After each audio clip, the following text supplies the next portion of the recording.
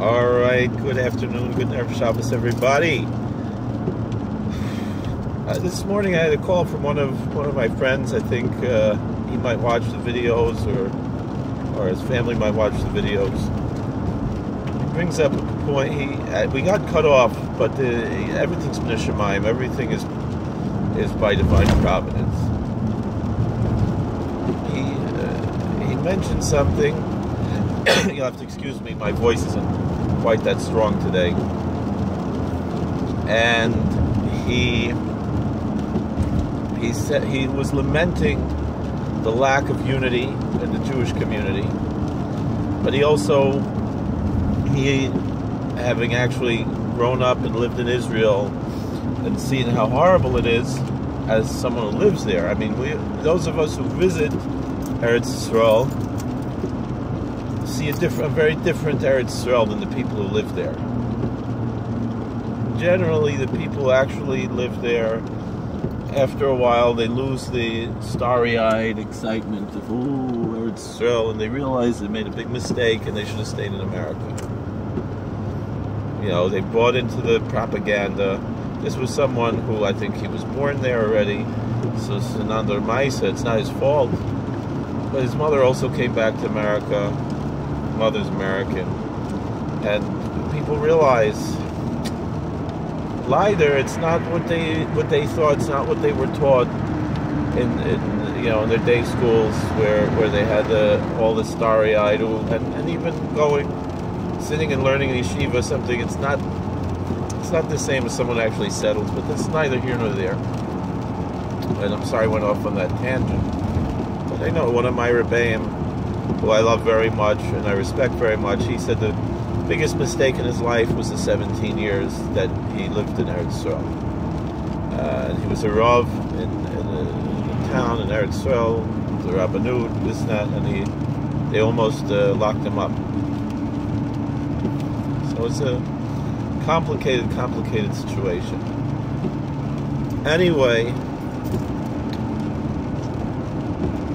this one younger man, this Balabas, was lamenting the lack of unity in the Jewish community.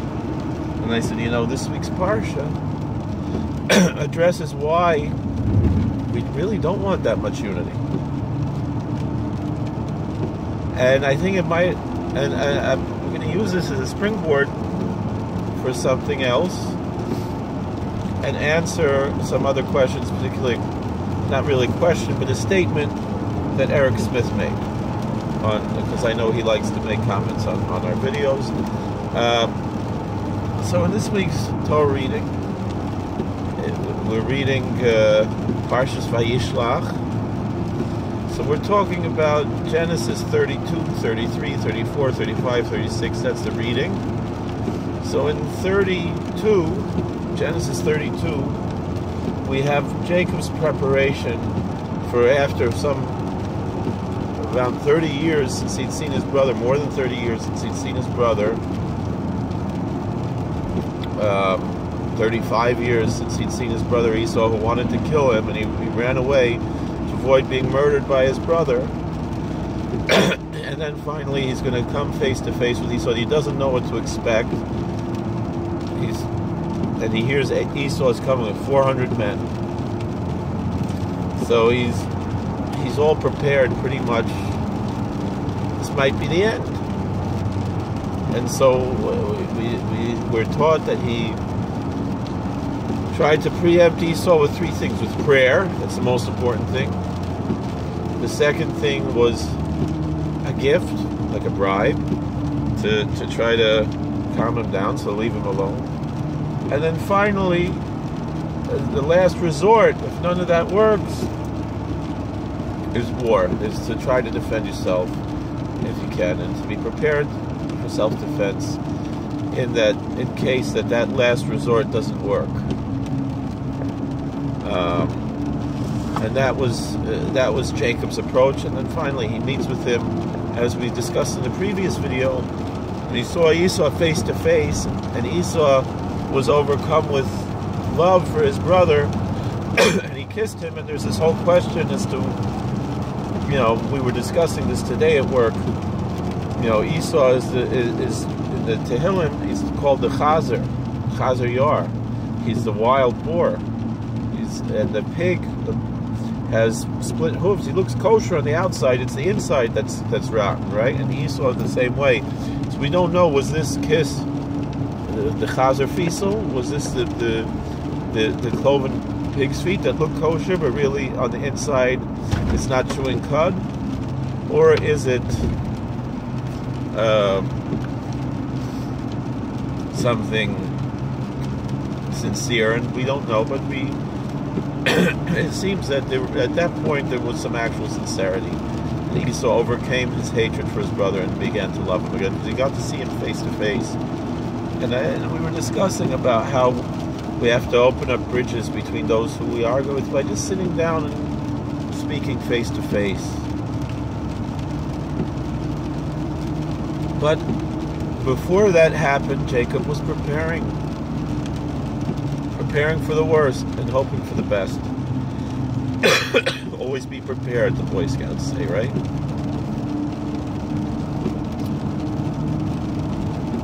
So,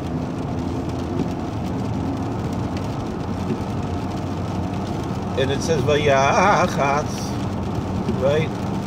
He divided up his children and his wives into several camps.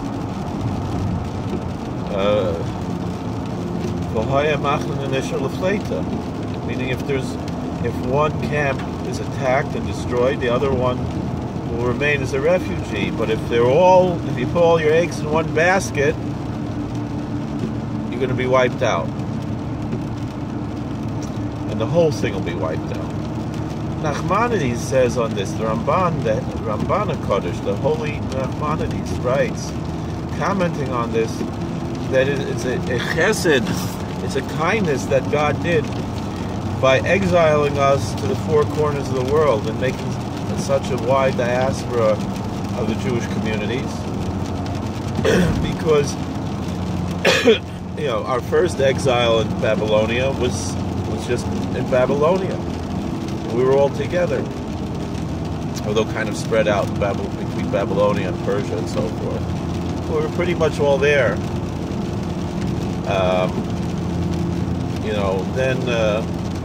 But now, with this exile, we're spread out to the whole world.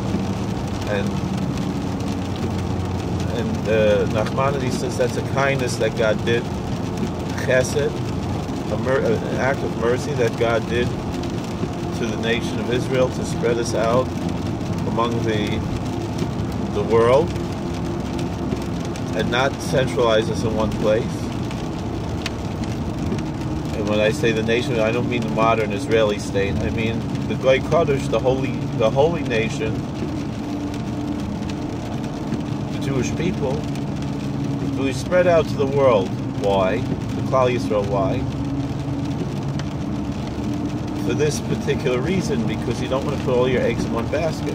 If we did what the Zionists say, and all the Jews would go back to Eretz Yisrael, and then Iran would chas v'sholom put a nuclear bomb and destroy, there would be an instant Holocaust, and the whole people would be gone. But because we're spread out throughout the world,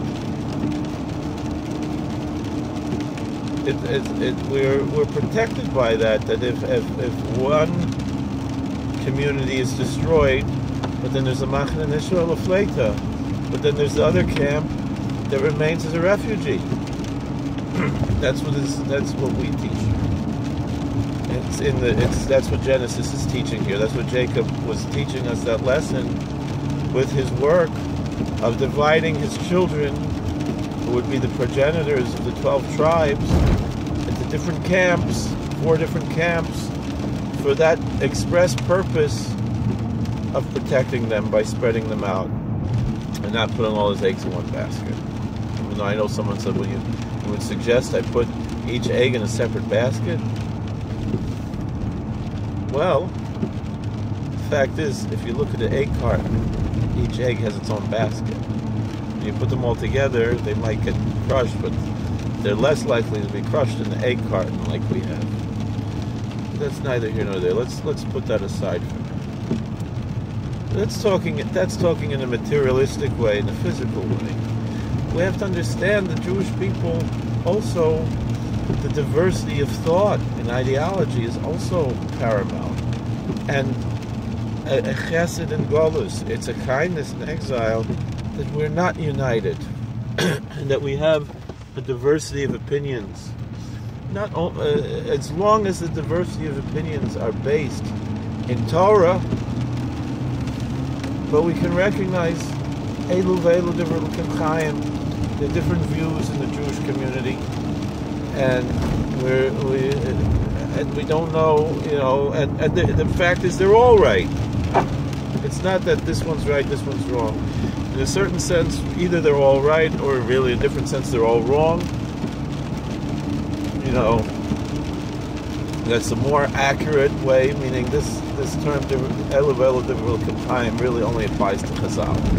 Satmar says this, and this same Rebbe of mine, who's a Breslov Chosset, he says the same thing, that Elu ve'elu divrei Chaim means that it only means by Chazal. You can't find anywhere. It doesn't even apply to the Rishonim. It really only applies to Tanoim. Doesn't even apply to the Amoraim, really.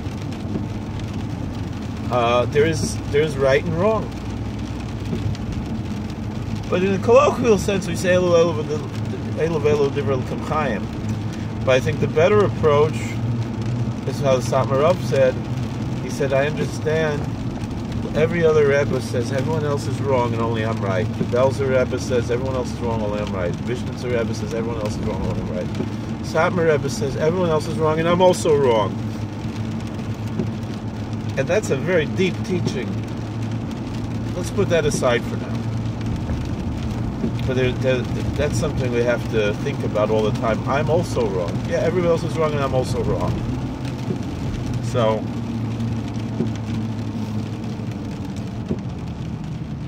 but let's talk a little bit about what we're talking about here. So everyone else is wrong, I'm also wrong. Meaning to say there is a place for diversity of opinions, and it's something that we have to take into account. And I'll give you an example from current events. I'll be honest with you. Even though I don't have a horse in this game, I'm not a British subject. With that being said, the news that Boris Johnson won in England, to me, as an American conservative, emotionally makes me happy. Although I understand that there are certain aspects of the British left that are more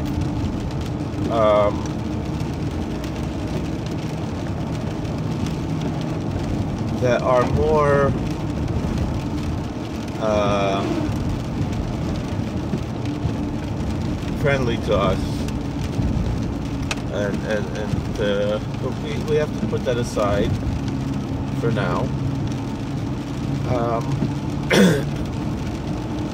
But really, either way, it's none of my business. I'm not British, I'm American. But kind of in the same way that as much as I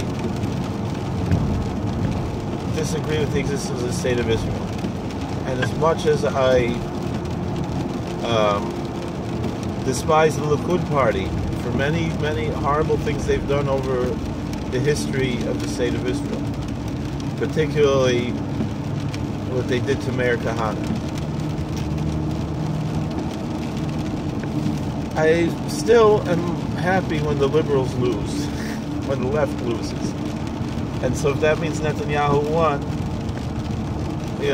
which it didn't happen yet, but if it happens, and also essentially, and in a certain sense, whatever one is going to be better for the Charedim, and they're not going to be making the Giyus and all these things. But here we have Netanyahu, and and they're making gears of bonus and everything. So, but let's put that aside. But the same way, I'm happy that Boris Johnson won, whatever it's worth. But we have to recognize the value of diversity of opinion, even within the Jewish community. And this is a message that has to be brought out. This my way or the highway fundamentalist attitude has no place in the world.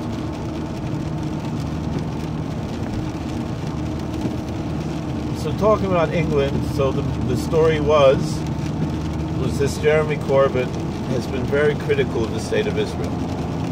But he's been very positive for the Jewish community in England. And yet, but Boris Johnson has also been very positive for the Jewish community in England, but not, and he's also pro-Israel. But the thing is, so they're both pro-Jewish, and one is pro-Israel, one's anti-Israel. And all the Zionists were saying, and even some of the non-Zionists were saying that because Jeremy Corbyn is against Israel, he's anti-Semite, which is a grave misinterpretation. There's a Maisa with Samarov that people misinterpret, meaning the Maisa with Samarov was that there was a pro-Israel politician and he said something pro-Israel to Samarov, and they told, and the Samarov said, you don't have to correct him because er weiß nicht, he doesn't know. Lazim up. He's trying to demonstrate that he likes Jews, whether it's true or not. But he's trying to look like he's nice to Jews, And what people misinterpret that to mean is that, therefore, if a non-Jew is against Israel, that means he's anti-Semite. Now that's just ridiculous. Now that doesn't mean that he's against Israel. He's not an anti-Semite. A lot of the non-Jews who are against Israel are anti-Semites, but not all of them are. Some are and some aren't. And I sincerely do not believe that Jeremy Corbyn was anti-Semite. All these rabbis would not have been writing kolkores saying that he's not if he was. And he's been very positive for the Jewish community in England and for the religious community in England. I mean, all the issues now with the yeshivas are coming from the Tories. That they're making problems for the yeshivas. And the thing is, and the Tories are pushing left-wing ideology. Because we don't understand, in Europe everything's left-wing already, But that's neither here, let's put that aside.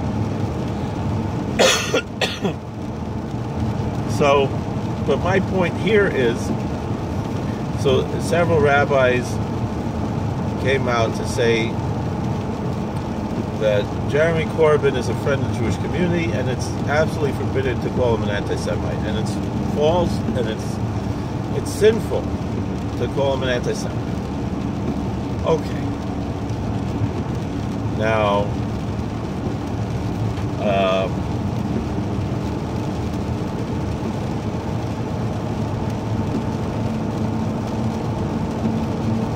so one of the rabbis was getting death threats from the Zionists for saying this. And the thing is why I understand Zionists want Boris Johnson. I also kind of want Boris Johnson. I like Boris Johnson better than I like Jeremy Corbyn anyway. He's a more interesting figure, He has much more personality. It's neither here nor there. But, who would I rather like to hear talking on the radio and television than Boris Johnson? That's not the point. But still, we absolutely can never... I mean, this was the same thing when President Trump was running. And this is what I was saying, that when many people on the left, were saying that even Orthodox, the very liberal modern Orthodox of the left were coming out against Donald Trump. And I was talking to one of my friends, Rebbe Shekin, and he said, don't they realize what they're doing? By calling somebody Hitler when they're not Hitler, you can turn them into Hitler. Right? So, I mean, what's the reason why the Satmar vote for Cuomo and help and support him? Because they know he's going to win anyway. And they don't want to antagonize him, right? But then in the small communities in Bloomingburg, they don't vote for him because they can get away with it. But he's going to win anyway, right? Let's put that aside.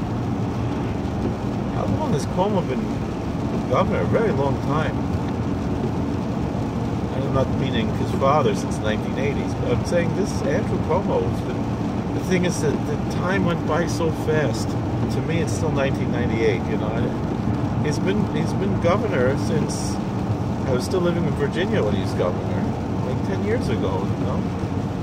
Anyway.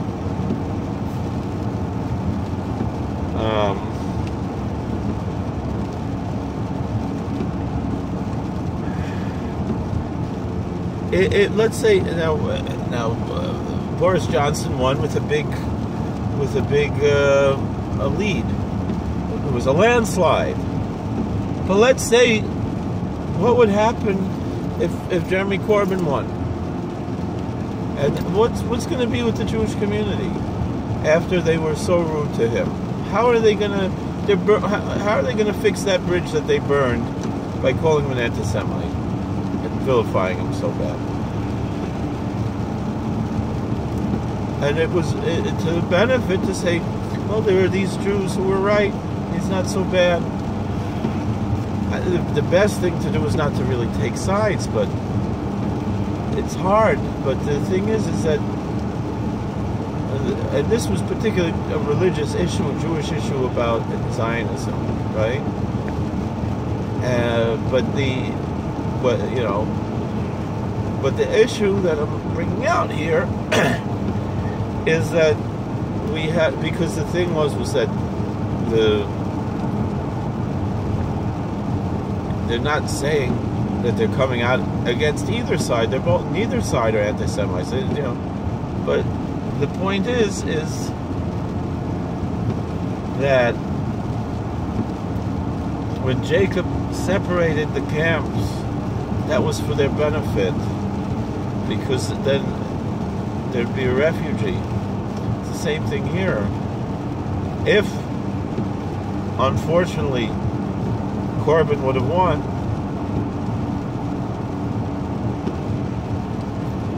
it would have been a Corbyn or a Corbyn, I don't know. But the Corbyn would have been because of all these idiots who were calling him an anti-Semite. And now, how do you rebuild that bridge that you just burned? You understand? So that's why. But if we have a diversity, and we're not all united, not only geographically, like we said from the Ramban, but even ideologically, there's a benefit in that. And now our friend Eric Smith said, multiculturalism will never work. And why are so many Jews pushing multiculturalism? Let me say something else first. So just as far as the Jewish community goes, since I'm a teenager, I've had this word that my Chiddush about the menorah in the Beis HaMikdash, in the Mishkan, from Moshe Rabbeinu. There has to be miksha, has to be from one solid piece of gold and not soldered together. It has to be hammered out. And the Medrash says that Moses got maybe even got frustrated. He threw this block because he couldn't figure out how are you going to do something like that. And he threw it in the fire, and God made a miracle that came out the menorah the way it's supposed to be. And my point always is, yes, we need to have different branches. We have Ashkenazim and Sephardim, we have Hasidim and Litvaks, we have Modern Orthodox and Charedim. We have all these different branches, Yachad Shiftei Yisrael. But what we don't have is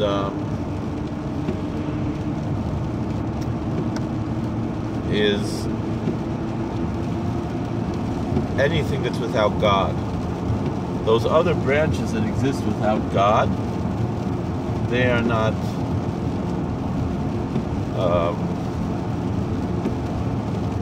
they're not part of our menorah.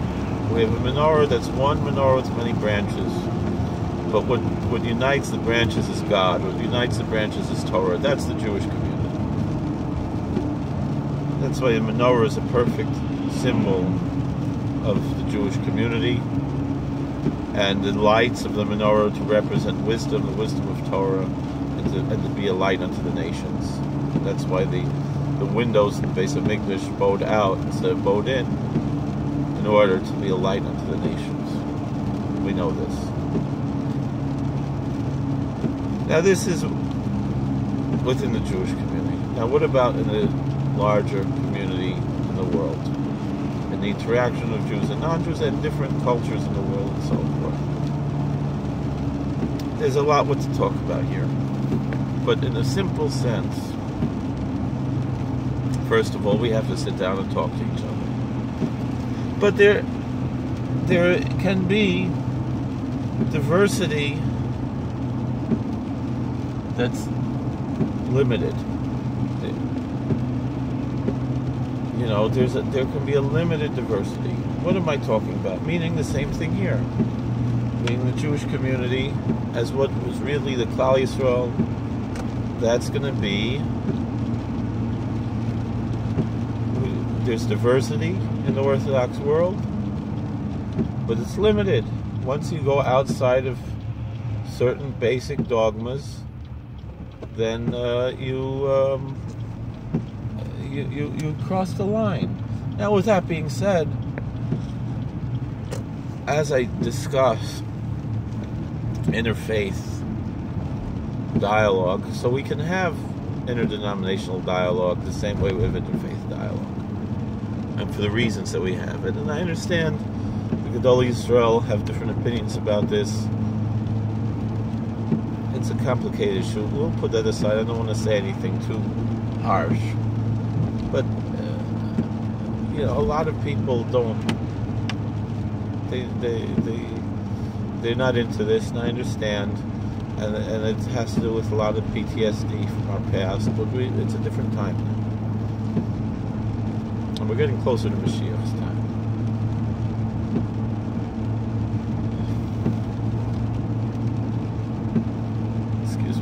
So, just to understand a little bit more,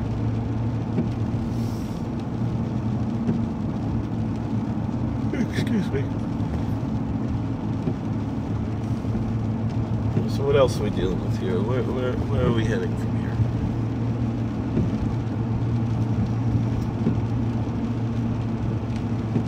So, and the way we interact with non-Orthodox Jews can be the same way we interact with Jews.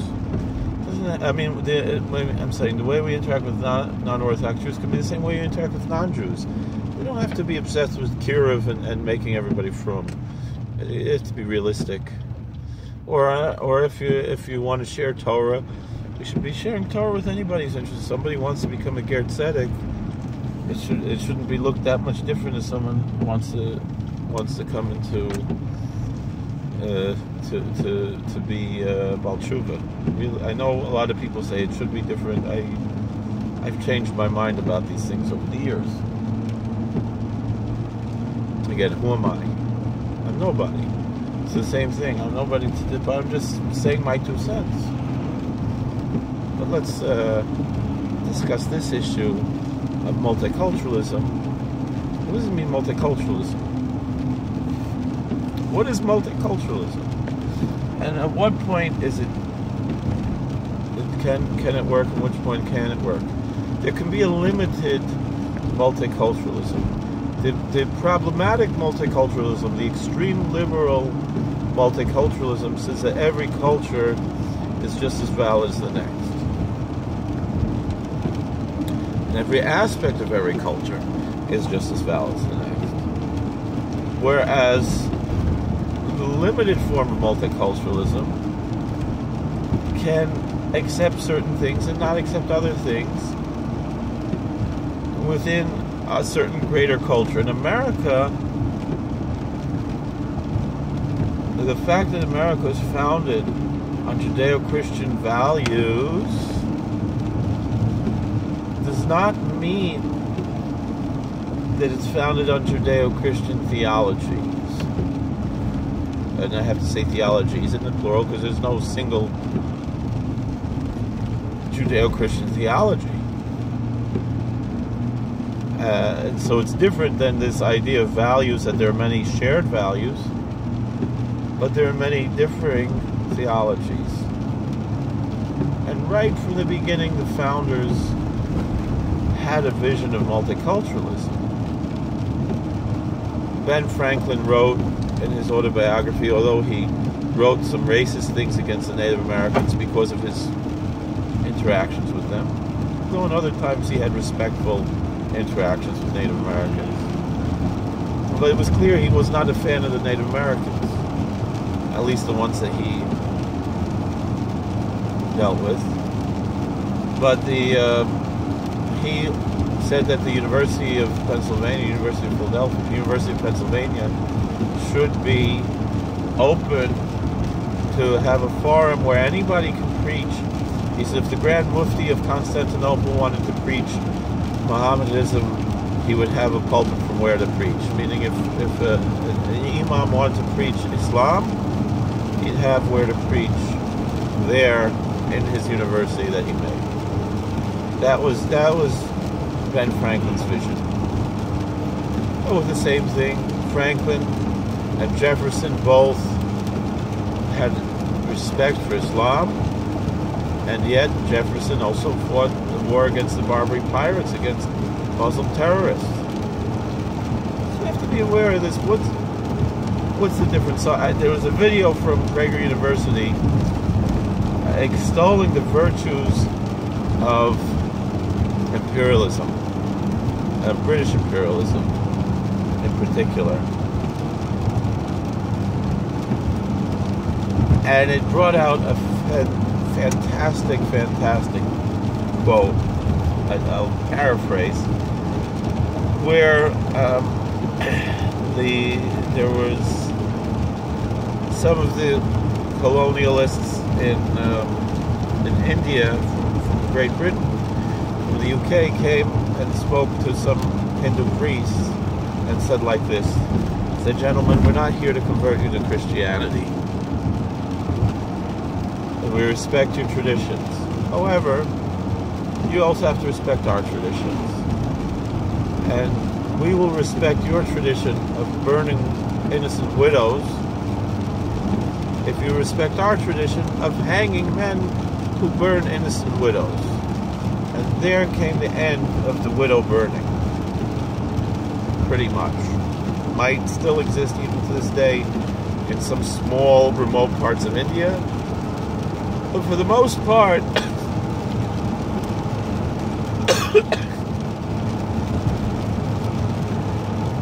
it's gone. And that's thanks to the influence of Judeo-Christian values pretty much being imposed on India without the Christian theology being imposed on India.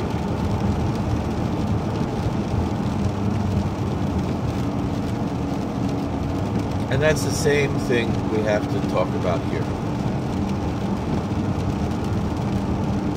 Because so much of what we experience in life could be really more to our advantage in this day than anything. I made videos about how the American conservatives should see Ramadan as an opportunity instead of a crisis. Being in public schools, particularly those that have sizable Muslim communities, they will let the Muslim students on free time gather for their salat, for their prayer. In some public schools with a Muslim majority, they will accommodate Islamic practices to the point where they will have football practice at night, so the boys aren't fasting while they're practicing their football. Now, many people, particularly on the Christian right, are offended by this, and they say, they took the prayer out of public schools, and how are the Muslims getting away with this? And the answer has to be, if they can do it, we can do it. The fact is, public schools are closed for Christmas. Many public schools are closed on Good Friday also. So it's not so strange, to make certain accommodations. And football is not obligatory. Nobody has to play football. And if we're seeing that,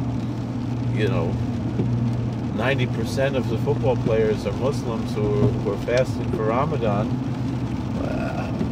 you're not going to have a football team if you don't. And I don't know why you need a football team. My high school didn't have a football team. I think they had a basketball team, but I don't even remember. Because I'm not interested in sports personally, but that's it's the same thing. If Muslims can gather for their prayer, Christians can also gather on their own time for prayer and so forth. And really they can. There's really nothing in legally preventing them to do so. The only reason they're not doing it is because they're not interested in it. That's really what it is. You don't have the kind of devotion among a lot of Christians and Jews that you have among the Muslims. And the thing is, you don't have as much devotion among the Muslims today as you used to either. And it's not just in America, it's throughout the Middle East. Plenty of people that are not saying this a lot 5 times a day who are professed Muslims. They might not even go to Jummah on Friday. Some of them, when Ramadan comes around, that's when they wake up and remember they're Muslim. This is what the Imam tells me. When the Eid al-Fitr and the Eid al-Adha come around, then it's then they remember they're Muslims, right? All right, let's put that aside. So, but the point is we can have a society in America where you have Catholics and Protestants and different denominations, Orthodox, Eastern Orthodox Christians, and all the different denominations of Protestants, and you can have Jews and all different denominations of Jews, and Muslims and Buddhists and Hindus, and Asatru and Wiccans and Native American spirituality and everything in between, and atheists and agnostics, and we can all live in one country together. Well, at least it'll be a cold mikveh today.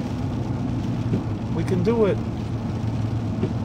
And the thing is, there's no issue that Muslims are praying 5 times a day and fasting on Ramadan and not eating pork. The issue, or strictly eating halal, the issue is when they try to push it on other people through legal means, and trying to force everyone to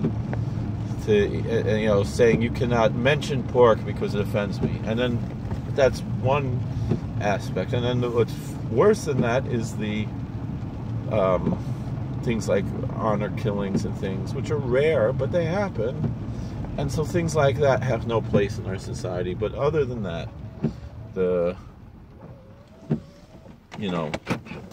we can live together. And it kind of goes along with what I said about, the Jewish community. We can have diversity as long as we're all united in Torah. And the same thing, the American community can have diversity, and there's no official American theology or religious practice, but the basic rule of law that we all have to accept. And it's the same thing in the Jewish community. You can't have people making, beating people up if they won't give a get. As much as you might be upset about that, you can't do it. So that's the. My community is just as guilty. So thank you for watching. God bless. Please like, share, and subscribe, comment. We'll see you later.